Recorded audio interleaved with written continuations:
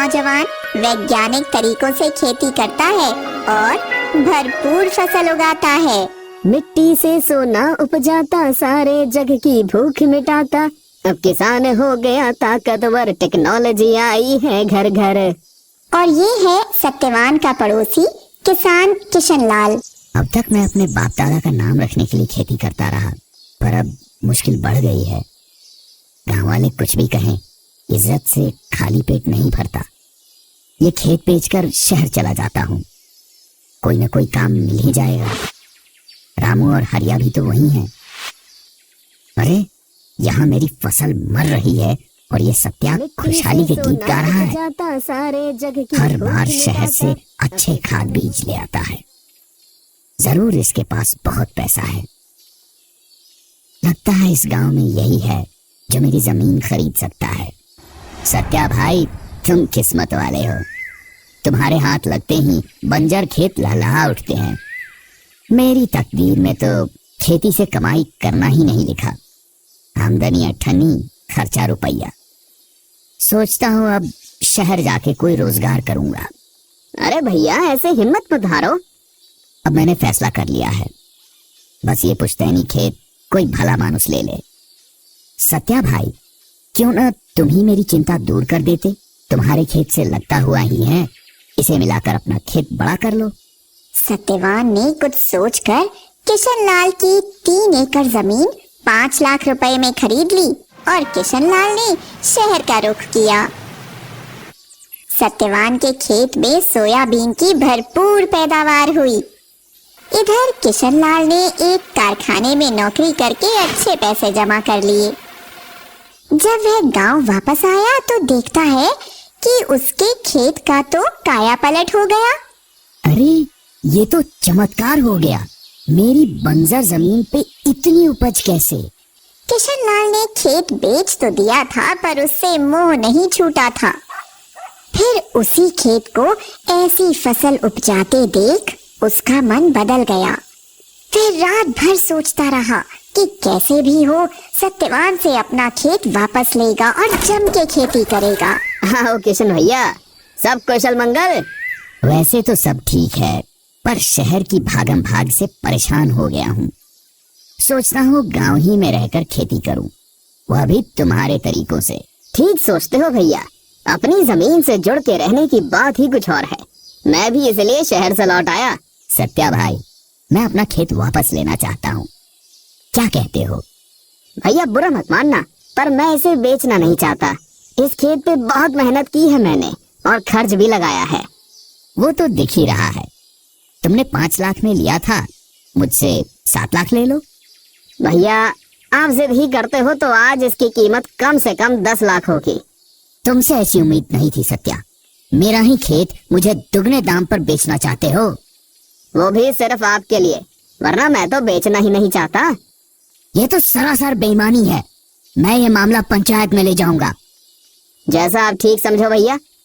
क्यों बेटा, तू किसना को उसका खेत काहे नहीं लौटा देता?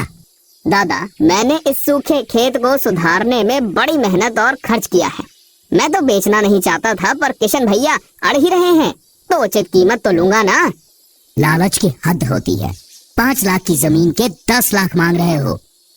भैया जब जमीन आपके पास थी तो एकड़ की मुश्किल से 4 क्विंटल सोयाबीन होती थी, अब पूरे 9 क्विंटल उतरती है। भैया ऐसा भी हो सकता है? 9 क्विंटल ऐसा भी हो सकता है? अरे मुझे तो यकीन ही नहीं होता है। इतनी उपज तो हमने कभी ना देखी ना सुनी। ये तुमने कैसे किया? इसकी मदद से। फोन से? वो कैसे? मैंने इसमें एग्री सेंट्रल ऐप डाला। इस ऐप में बुआई से लेकर फसल बेचने तक हर कदम पर सच्ची और अच्छी जानकारी मिलती है। बस मैं एग्री सेंट्रल की सलाह अपनाता गया और पैदावार बढ़ती गई। सरपंच जी, मेरा फैसला। अरे तुम रुको भी। सत्या, ये तो पूरे गांव के लिए फायदे की चीज है, जरा खुल के बताओ। इस ऐप में है मेरे 6 सच्चे साथी। पहला है क्रॉप प्लान। ये मुझे अपनी बुआई की तारीख के हिसाब से बताता है कि खेत को कैसे तैयार करना, कब कौन सी खाद डालनी है, कब कौन सा स्प्रे करना और कब सिंचाई, और हाँ, खाद, बीज, दवाई सबके लिए अच्छी गुणवत्ता वाले विकल्प भी सुझाता है। काका, साल दर साल हम एक ही तरह की फसल लगाते हैं। इससे मिट्टी की उत्पादकता कम हो जाती है और रोगों का हमला भी बढ़ता है। एग्री सेंट्रल बताता है कि फसलों का फेरबदल कैसे करें ताकि मुनाफा बढ़े, खेत उपजाऊ बने रहे। पर मैंने तो हर साल अलग फसल लगाई, महंगी खाद और दवा भी डाली, पर ऐसी फसल कभी नहीं हुई। आपको पत्तियां जली हुई दिखाई देती थी तो आप उन पर झुलसा रोग की दवा छिड़कते थे, पर असल में आपके खेत की मिट्टी में कीड़े थे जो फसल को जड़ से खा रहे थे। मुझे इसका पता चला साथी नंबर 2 से, जिसका नाम है क्रॉप केयर। इसमें मैंने पौधे की जड़ों की फोटो डाल दी और इसकी जबरदस्त तकनीक ने बताया कि ये नीमीटोड नाम का कीड़ा है। फिर उसका उपचार भी बताया। आज खेत में कीड़ों का नामो निशान नहीं है। ये सब कर भी ले, पर इंद्रदेव का क्या भरोसा। मेरी फसल अच्छी हुई थी, पर कटाई करके रखी और अगले ही दिन भारी बरसात आ गई, सारा माल खराब हो गया। इसी मर्ज की दवा है मेरा साथी नंबर 3। इसको देख लेते तो तुम्हें अगले 15 दिन के मौसम का पूर्वानुमान मिल जाता और तुम अपनी फसल बचा लेते। अच्छा, अब मैं परिचय करवाता हूँ चौथे साथी मार्केट व्यू से। अच्छी पैदावार लेना ही काफी नहीं, उसको अच्छे भाव पर बेचना भी तो होगा। इसमें सब फसलों के देश भर के भाव और उनके उतार चढ़ाव की जानकारी मिलती है, जिससे मैं तय करता हूँ कि फसल कब और कहाँ बेचनी है। अरे वाह, मैं तो हमेशा अपना धान लाला को ही बेचता था, अब मुझे सही दाम मिलेगा। मेरा 5वां साथी बुलेटिन भी बड़े काम की चीज है। इसमें मैं कृषि जगत की खबरें पढ़ता हूँ। कौन सी नई तकनीक आ रही है, सरकार की कौन सी योजना फायदेमंद है। इसी ने मुझे बताया कि स्प्रिंकलर सेट पर 80% अनुदान है। छठा और सबसे अनोखा साथी है फार्म वॉइस। आप सबने फेसबुक तो देखा ही होगा। समझो ये किसानों का अपना फेसबुक है। इससे मैं दूर दराज के किसानों से जुड़ता हूँ, अपनी समस्याएं साझा करता हूँ और हो सके तो दूसरों का समाधान भी करता हूँ। एग्री सेंट्रल के वैज्ञानिक भी अपनी सलाह देते हैं। ये सब तो अंग्रेजी में होगा, वो हमें कहाँ आती है? नहीं जतिन दादा, ये ऐप हिंदी में भी है। आप अपनी भाषा में पढ़ सकते हो और लिख भी सकते हो। जब ये ऐप इतना सब कुछ देता है तो इसकी कुछ फीस भी तो होगी। नहीं रमेश, ये बिल्कुल मुफ्त है।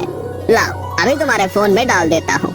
भाई, तुमने वाकई में कमाल कर दिया। ये खेत तुम ही रखो और दिन दूनी रात चौगनी तरक्की करो। तुमने मुझे एग्री सेंट्रल दे दिया, यही मेरे लिए काफी है। मेरे भाई की जमीन पड़ती पड़ी है, उसकी साझेदारी में खेती करूंगा और तुम्हारी तरह खुशहाल किसान बन जाऊंगा। स्मार्ट किसान भैया।